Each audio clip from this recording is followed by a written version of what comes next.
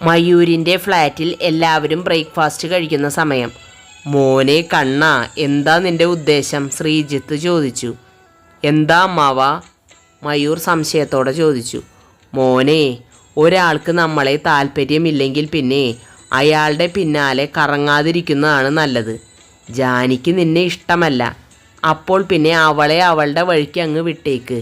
നിന്റെ മകൾക്ക് നിന്നെ ഇഷ്ടമാണല്ലോ, അതുമതി. കുറച്ചുനാൾ കഴിഞ്ഞാൽ തമ്പുരുവും മാണിക്യശ്ശേരിയിലേക്ക് വരും. നിന്റെ മകൾ വളർന്നു വരികയാണ്. എന്നാൽ മോനെ, നിനക്കൊരു കൂട്ടു വേണ്ടേ?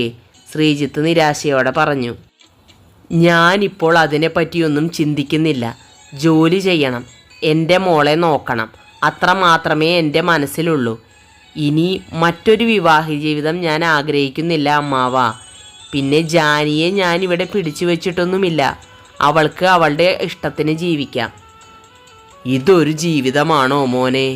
നിന്റെ കാര്യത്തിൽ നിന്റെ അച്ഛനും അമ്മയ്ക്കും മുത്തശ്ശിക്കും എല്ലാം സങ്കടം തന്നെയാണ്. മോനെ കണ്ണ, നിനക്കറിയാലോ, ഞങ്ങൾക്ക് മക്കളില്ല. ഞങ്ങളുടെ സ്വന്തം മകനായാണ് ഞങ്ങൾ നിന്നെ കാണുന്നത്. നീ ഇങ്ങനെ ഒറ്റാന്തടിയായി ജീവിക്കുന്നത് കാണാൻ ഞങ്ങൾക്ക് വയ്യ, ശ്രീജിത്ത് നിരാശയോടെ പറഞ്ഞു. എൻ്റെ മനസ്സിൽ ഇപ്പോൾ ഭാര്യയുടെ സ്ഥാനത്ത് ജാനി മാത്രമേ ഉള്ളൂ.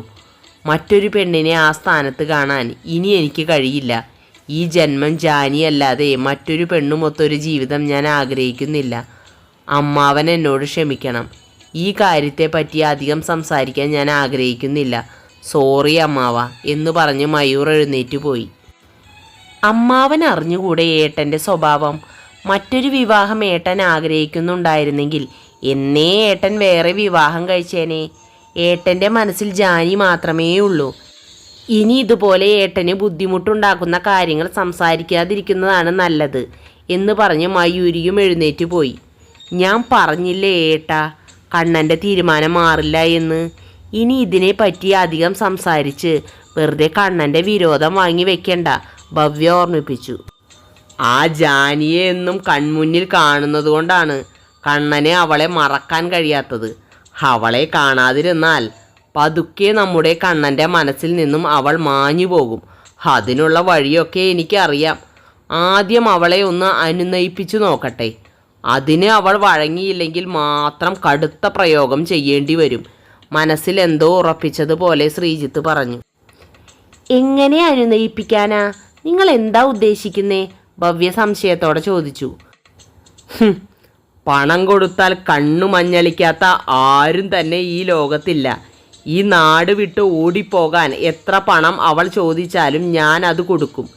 ഇന്നേതായാലും ഞാൻ അവളെ കാണാൻ പോകുന്നുണ്ട്. എനിക്ക് അവളെ നേരിട്ടൊന്ന് കാണണം, ശ്രീജിത്ത് പുച്ഛത്തോടെ പറഞ്ഞു. ദേ ഏട്ടാ നോക്ക്, വലിയ അതിബുദ്ധി കാണിച്ച് അവസാനം കുഴപ്പത്തിലാവാതിരുന്നാൽ മതി, ഭവ്യ പേടിയോടെ പറഞ്ഞു. മയൂരിയും ഫ്ലാറ്റിൽ നിന്നും ഇറങ്ങിയതിന് ശേഷം ശ്രീജിത്ത് ജാനിയുടെ ഫ്ലാറ്റിലേക്ക് പോയി. കോളിംഗ് ബെൽ അടിച്ചതും ഓടി വന്ന് ഡോറ് തുറന്നത് തമ്പുരുവായിരുന്നു. ആരാ? തമ്പുരുമോളല്ലേ? ശ്രീജിത്ത് വാത്സല്യത്തോടെ ചോദിച്ചു. അതെ, എന്നെ എങ്ങനെ അറിയും? അങ്കിളിനെ എനിക്ക് മനസ്സിലായില്ലല്ലോ, തമ്പുരു സംശയത്തോടെ ചോദിച്ചു. ഞാൻ മോളുടെ ഒരു ബന്ധുവാണ്. ബന്ധു എന്ന് പറഞ്ഞാൽ അടുത്ത ബന്ധു, മോളുടെ അച്ഛൻ്റെ അമ്മാവനാ, ശ്രീജിത്ത് പുഞ്ചിരിച്ചുകൊണ്ട് പറഞ്ഞു. ഓ, അമേരിക്കൻ അമ്മാവൻ, അച്ഛൻ പറഞ്ഞിട്ടുണ്ട്. വാ അമ്മാവ, കയറിയിരിക്കി, അവൾ ശ്രീജിത്തിനെ അകത്തേക്ക് ക്ഷണിച്ചു. ഞാൻ നിന്റെ അച്ഛൻ്റെ അമ്മാവനാണ്. നിനക്ക് ഞാൻ അപ്പൂപ്പനാ. എന്നെ അപ്പൂപ്പ എന്ന് വിളിച്ചാൽ മതി, സോഫയിൽ ഇരുന്നു കൊണ്ട് ശ്രീജിത്ത് പറഞ്ഞു. അപ്പൂപ്പൻ്റെ പ്രായമൊന്നും അങ്കിളിനില്ല. ഞാൻ അമ്മാവ എന്നേ വിളിക്കൂ, അവൾ ശ്രീജിത്തിനെ അടിമുടി നോക്കിക്കൊണ്ട് പറഞ്ഞു.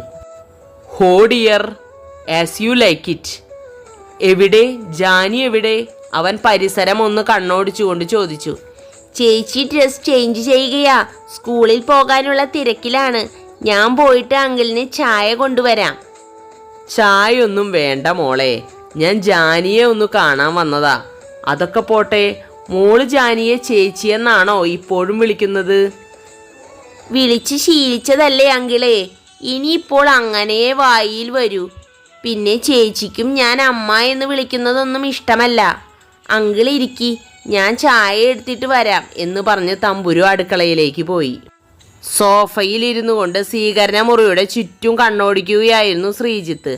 അപ്പോൾ ഷോക്കേഴ്സിൽ വെച്ചിരിക്കുന്ന തമ്പുരുവിൻ്റെ ചെറിയ പ്രായത്തിലുള്ള ഫോട്ടോസുകളെല്ലാം നോക്കി ആസ്വദിക്കുന്നതിനിടയിൽ ജാനി ഒറ്റയ്ക്ക് നിൽക്കുന്ന ഒരു ഫോട്ടോ കണ്ടു.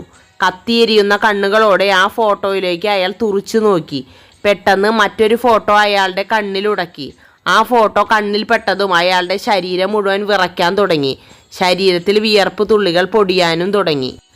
ദാങ്കിളെ ചായ എന്ന തമ്പുരുവിൻ്റെ സ്വരം കേട്ട് അയാൾ പേടിച്ചു മുഖമുയർത്തി. അവളെ നോക്കി ഉമിനീരിറക്കിക്കൊണ്ട് കർച്ചീഫ് എടുത്ത് മുഖം തുടച്ചു. ഇതൊക്കെ ആരാണ്? ഷോക്കേഴ്സിലെ ഫോട്ടോയിലേക്ക് ചൂണ്ടിക്കാട്ടിക്കൊണ്ട് അയാൾ തമ്പുരുവിനോടായി ചോദിച്ചു. വലതുവശത്തിരിക്കുന്നത് എൻ്റെ ചേച്ചി ജാനിയും മറ്റേത് ചേച്ചിയുടെ അമ്മ, അതായത് എൻ്റെ മുത്തശ്ശിയുമാണ്, തമ്പുരു പുഞ്ചിരിച്ചുകൊണ്ട് പറഞ്ഞു. എന്താ മുത്തശ്ശിയുടെ പേര്? ശ്രീജിത്ത് വിറയ്ക്കുന്ന ശബ്ദത്തോടെ ചോദിച്ചു. ലക്ഷ്മി. ലക്ഷ്മി എന്ന പേര് അയാളുടെ ചെവിയിൽ മുഴങ്ങിക്കൊണ്ടിരുന്നു.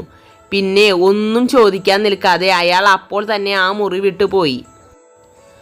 അയ്യോ അങ്കിളെ, ചായ കുടിച്ചില്ല. ശ്രീജിത്ത് പോയ വഴിയെ നോക്കി തമ്പുരു ഉറക്കെ വിളിച്ചു പറഞ്ഞു. ഈ അങ്കിളിന് എന്താ പറ്റിയേ? ചേച്ചിയുടെ അമ്മയുടെ ഫോട്ടോ കണ്ട് ഇത്രയ്ക്ക് ഭയക്കാൻ? തമ്പുരു സ്വയം ചിന്തിച്ചു.